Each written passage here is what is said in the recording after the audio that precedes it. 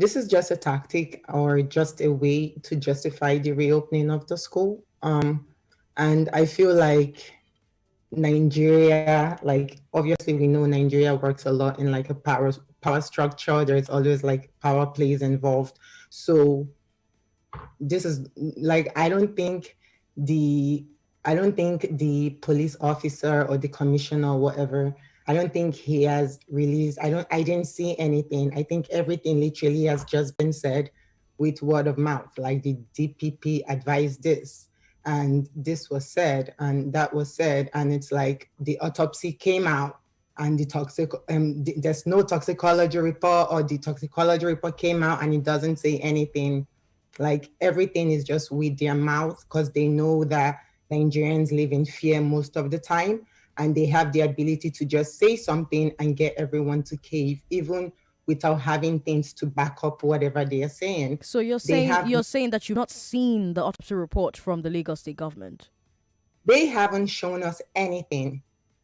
We've been asking them to show us. They haven't shown us anything. The autopsy report going around is the only autopsy report. And what's funny is even before the autopsy report came out, there's an ex-classmate of mine, like a senior of mine in school from boarding school, who's a doctor right now, and she had analyzed my brother's injuries, and she had mentioned the intracranial pressure that he had with his head and all of that. And this was all before the autopsy came out. So anyone who's medically inclined would know that everything they're saying is rubbish. But they know that like the average Nigerian would struggle to read that autopsy, or would need to be broken it down into like what we can understand. Like I needed to have it broken down to what I could understand.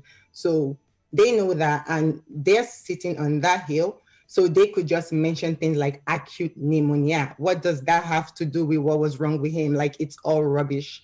And at this point, like the advice or whatever is being given, like this is just like powers that play. There is a reason why they do not want this case to get to court.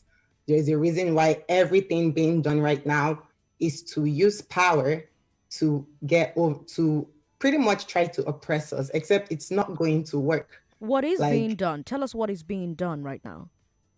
so what is being done right now is I know that there is a coroner's report that's meant to be done for, I think it's been adjourned to January 15th was what my dad said to me. They haven't even done that yet. So like what is being said, like how are these things coming to be, and why aren't they informing the family that is directly involved in all of this? Like why aren't they telling us, oh, we didn't find anything? Why aren't they saying that to us? Like it's like they at this point are just trying to like mislead Nigerians and create a different narrative so that everyone just stays in panic. And honestly, it's just a form of intimidation, except it's honestly not going to work.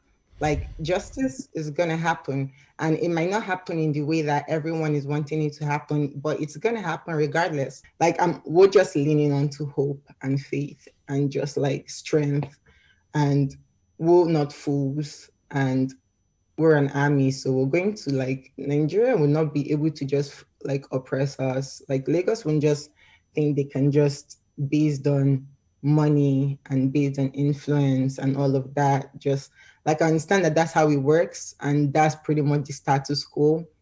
But there are outliers in the situation, and this is going to be an outlier in the situation. This is not going to be a situation where we caved. Like when nine kids saw my mom's tears everywhere. Like it's not something that we're just going to put at the back of our head and say, okay.